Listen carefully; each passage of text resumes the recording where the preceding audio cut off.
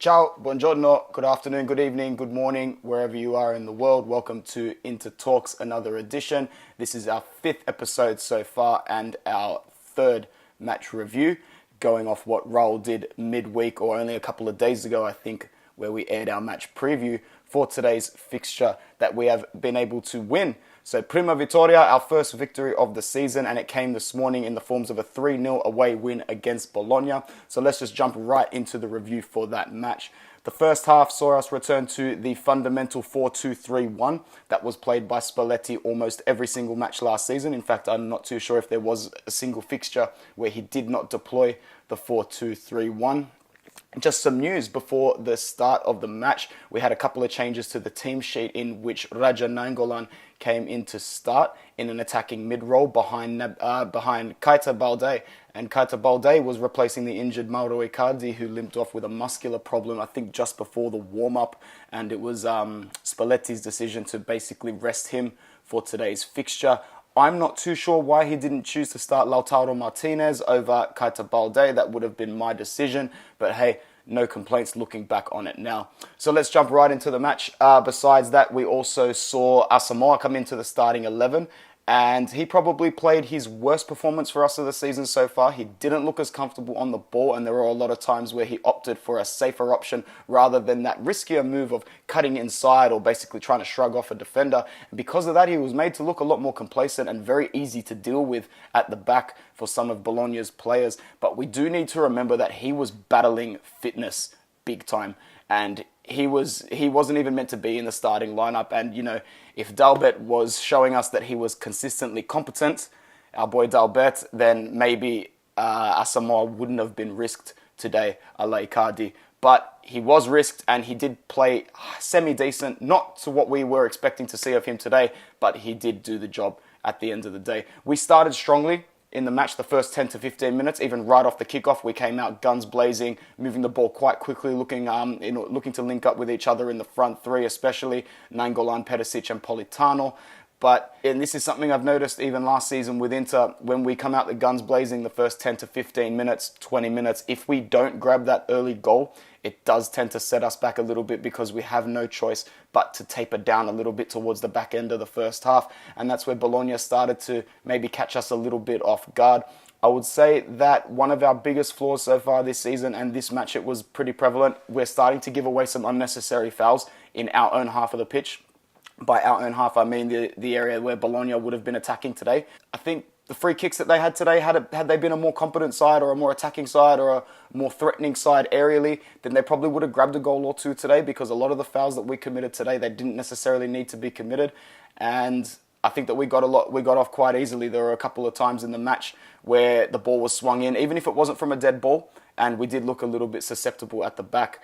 But once again, no complaints now after looking at the full-time scoreline. I think Stefan de Vrij had a fantastic performance at centre-back again. He was rock solid, just like Skriniar. I think they've got two very, very similar centre-back pairing characteristics. And because of this, they complement each other ferociously well.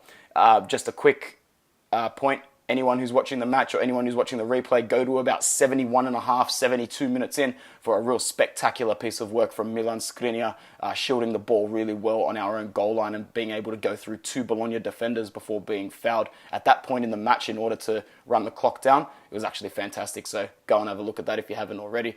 Roberto Gagliardini made his first start for us, and this was the biggest change to the starting lineup for me. Getting Matías Vecino out of that midfield two was fundamental to us playing a more fluid match today. And I think with Gagliardini coming in and pairing up with Brozovic, who he did have a great partnership with last season, I think that's where we saw us flow really well today, where we struggled in previous matches. And you add that Nainggolan link in front of those two players, and all of a sudden we have a lot more fluid movement than we did in the first two matches.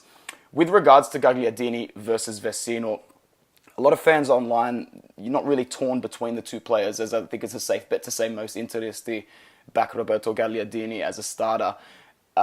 It's just the simplicity of Roberto and the fundamentalness of his game that we require. He understands the game, his simplicity is better, his direction and his spatial awareness is a lot more tactical than Matías Vecino, and for these reasons alone, he should start.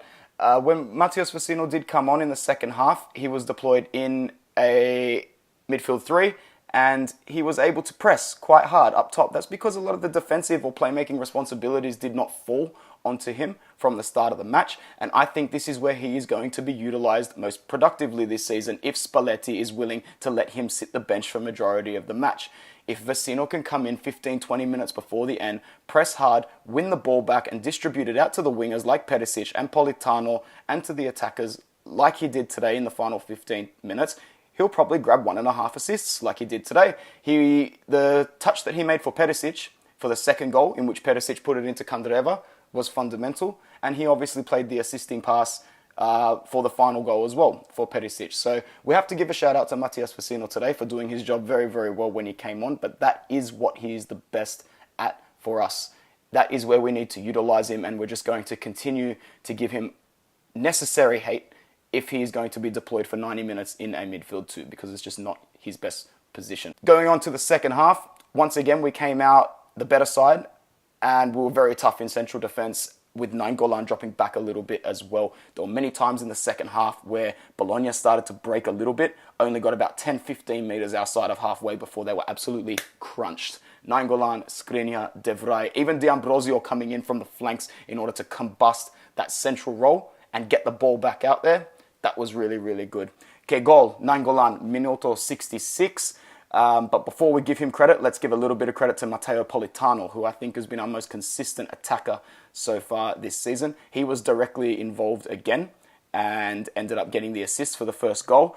I think he had a great performance, especially in the second half. And having him play 70 to 80 minutes, just like Gagliardini, and then having someone like Candreva come on for the last 15-20 minutes, an experienced player who can perform fundamental roles in terms of getting back, helping the defensive line, playing as a false nine, the way Candreva did. This is optimal, and it's the optimal decision for us until proven otherwise. Matteo Politano has proven in 3 out of 3 starts that he is eligible to start on that right wing, and he should be starting every single match. And I am more than okay with Antonio Candreva coming on and doing what he did today, because at the end of the day, he's not a poor player. I just don't think he has the 90 minutes to perform at top level for Inter anymore, but he has more than enough ability and talent to come on for the 15-minute cameos, pressure the defenders, pressure the ball runners, and get into little nooks and crannies behind the defense and grab his first goal in, I think it was 502 official competition minutes today. So congratulations to him. It was nice to see him smile and do the little celebration with the ball under his shirt today. Congratulations to him and his wife on the arrival of, I think it's a baby girl. I'll stand corrected if I'm not. But fantastic for him and for the Candreva family. Besides that, not really much else to discuss. Radja Nainggolan limped off with a little bit of muscular fatigue, but I think that was just precautionary as well. Raul will come at you again with the next match preview. We have an international break coming up now, so we'll see what kind of content we can deliver to you guys in the time that we are waiting for the next fixture. In terms of the Champions League draw, though, we'll do a little bit of a discussion on that now to end off. So we've been drawn in a very, very tough group, notably with Spanish giants FC Barcelona, English Premier League top side Tottenham Hotspur, and PSV Eindhoven from the Netherlands, the reigning Dutch champions. I'm pretty sure, like 99% sure they're the reigning Dutch champions.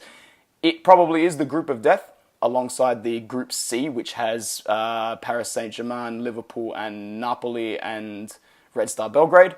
So our group is going to be very, very tough, but we are going to have to be tough to get through it. When the going gets tough, the tough get going. And I think we're just going to really have to go in there all guns blazing every single fixture in a hope to get as many points as possible.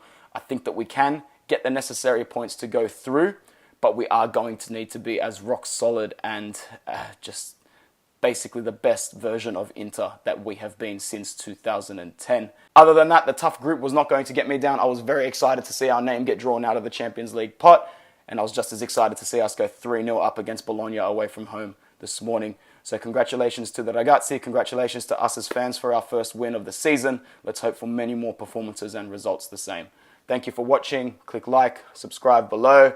We've had some great momentum. We've had some great subscribers and some great comments. As always, Forza Inter.